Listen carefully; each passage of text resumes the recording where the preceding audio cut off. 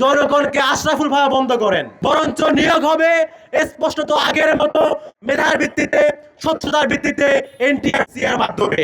এরপরে আমরা দেখতে পেলাম মাননীয় শিক্ষামন্ত্রী ফেসবুকে এসে স্ট্যাটাস দিয়েছেন, এইটা ছিল গুজব। আবার তিনি আজকে শুনলাম বলতেছেন আমাদের নাকি কান চিরে নিয়ে গিয়েছে।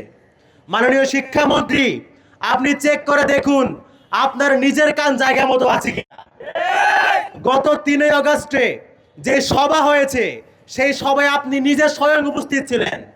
আপনার উপস্থিতিতে, আপনার সম্মতিতে সিদ্ধান্ত হয়েছে এখন থেকে এনটিআরসিএ শুধুমাত্র শিক্ষক নিবন্ধন এবং প্রত্যয়নের কাজ করবে, নিয়োগের সুপারিশ করবে না। ধারা 1-এর ক অংশে রয়েছে। এর পরবর্তীতে 1-এর গ অংশে রয়েছে ম্যানেজিং কমিটি অথবা গভর্নিং কমিটির মাধ্যমে শিক্ষক নিয়োগ দেওয়া হবে। আপনি সেখানে নিজে উপস্থিত ছিলেন, আপনার সম্মতিতে এই সিদ্ধান্ত হয়েছে। আপনি এক অপরাধ করার পরে যখন দেখলেন ছাত্র জনতা ফুঁসে উঠছে, আপনি ফেসবুকে এসে গুজব বলবেন, কান চিলে নিয়ে গিয়েছে বলবেন। জনগণকে আশরাফুল ভাবে বন্ধ করেন, জনগণকে আশরাফুল ভাবে বন্ধ করেন।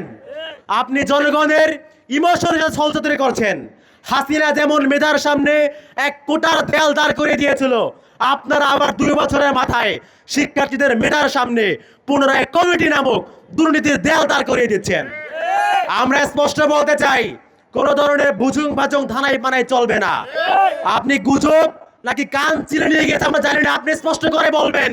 কোনোভাবেই কোন ম্যানেজিং কমিটি, গভর্নিং কমিটির মাধ্যমে নয়, বরঞ্চ নিয়োগ হবে স্পষ্টত আগের মতো মেধার ভিত্তিতে, স্বচ্ছতার ভিত্তিতে, এনটিআরসি এর মাধ্যমে।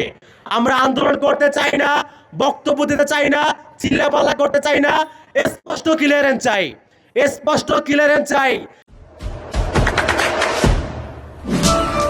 দেশে দেশে সবার সাথে দ্য নিউজ।